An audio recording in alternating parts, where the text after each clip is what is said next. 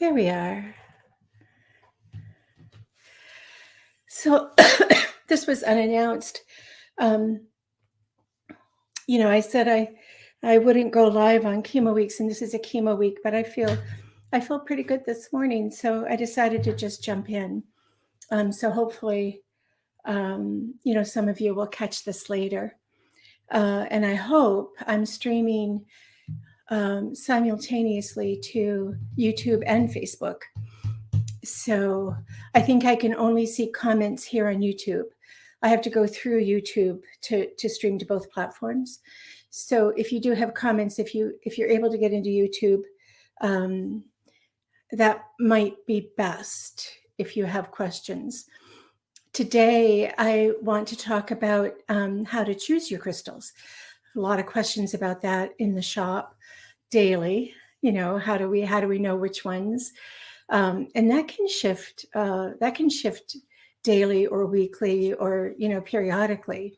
Also, it's interesting. I've known people through the years who would choose their jewelry in the morning as they were getting ready, and then dress around the jewelry, because jewelry is such a great way to be able to keep the crystals near you. If you are wearing jewelry, I always like to recommend that the jewelry is open in the back so that the energy can flow both ways. Most of the metaphysical jewelers, new age jewelers, whatever you want to call them, do leave everything open in the back so that you can have that energy transmitting. So anyway, let me just jump in. I'll just talk for 10 or 15 minutes or so. This may be a little bit too metaphysical, what I'm going to say for some of you, but I am of the belief that these crystals want to come out of the ground to work with us, and they know where they're going before they come out of the ground. So in that regard, really, a crystal chooses you. So it's up to us to sort of feel that connection. It's really interesting. I think intuition is quick. I think when you try to stall intuition by questioning it, then you get in your head. Like, oh, I'm not sure about that.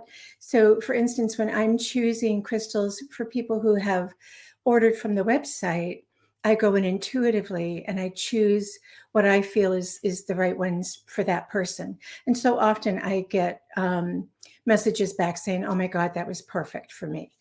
And what I do is I just go in and I say, who wants to come out and play with so-and-so today? And I reach in and I allow my reach to connect with the correct crystal. The other way is sometimes I choose the one I see first. And I've learned through the years not to question that. So how does this relate to you when you're like in a store, for instance, and searching for just that right one? If you are adept with crystals, if you've been working with them for a while, you have your own methods of knowing when it's right. If you're fairly new, some tips may be helpful. And, one of them is, again, to know that your intuition is at work, whether you consider yourself an intuitive person or not. We all have that innate ability. It's our birthright, to sort of have that sixth sense, that knowing space.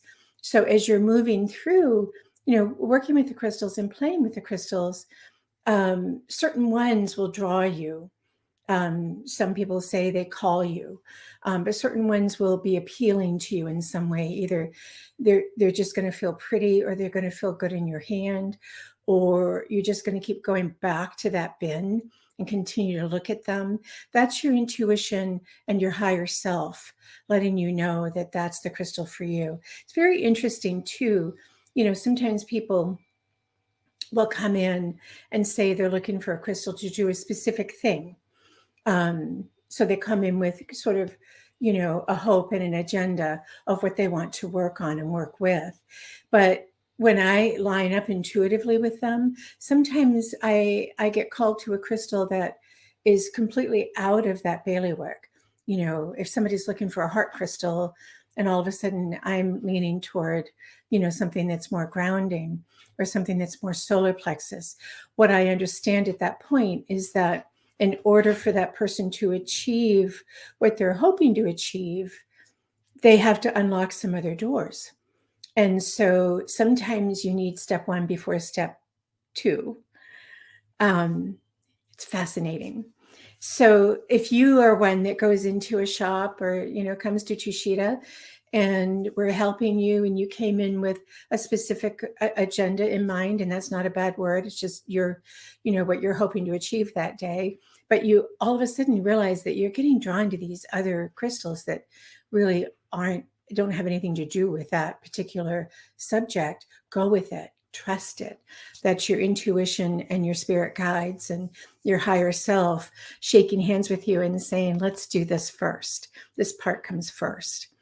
It goes back to we have to do our work.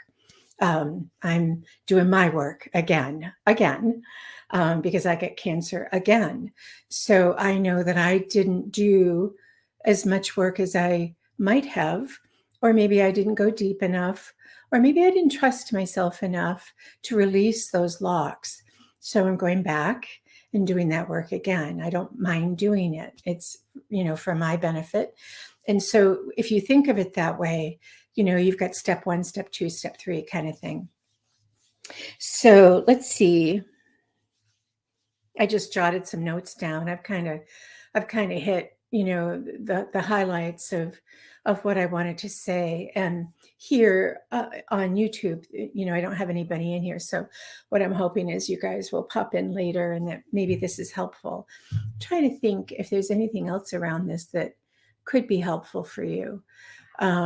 Choosing your crystals when actually they have already chosen you. Sometimes people want to know how many they can carry and, with them, can you get overloaded with crystal energy? Sometimes you can, particularly if you're new to the scene and, you think more is more. Sometimes it's really helpful to just know that less is more and to start gradually, because your energy field has to adapt, and your body and your spirit and your psyche and your soul, everything's working together to incorporate the energy of these crystals.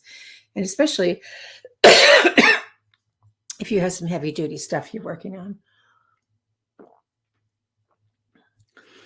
So if you're brand new, I would recommend starting gradually, carrying a few with you and adding to that. Maybe having a few tumbled stones in your pocket or flat stones, palm stones, and maybe adding some jewelry. And then increasing that as you go.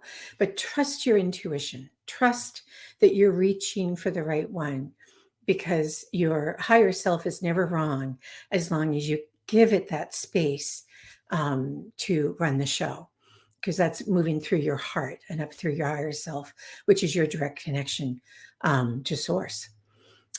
Okay.